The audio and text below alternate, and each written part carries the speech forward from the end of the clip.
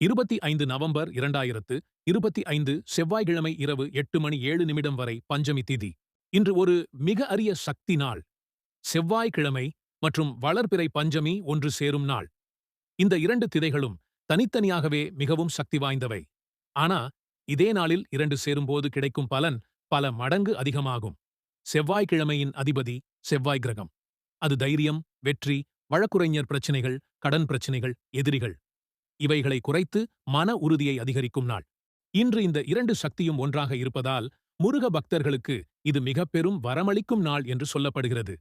இன்று நீங்கள் செய்ய வேண்டியது சிவப்பு மலர் அல்லது சிவப்பு பழம் வைத்து முருகனுக்கு அருகில் வைங்க.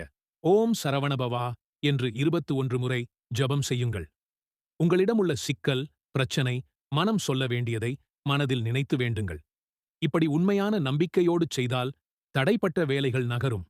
கடன், வழக்கு, எதிரிகள் போன்ற பிரச்சனைகள் மெதுவாக தீரும். உங்களுக்கான வளர்ச்சி கதவு திறக்கப்படும் என்று நம்பப்படுகிறது. இந்த புனித நாளின் ஆசீர்வாதம் எல்லோருக்கும் கிடைக்கட்டும்.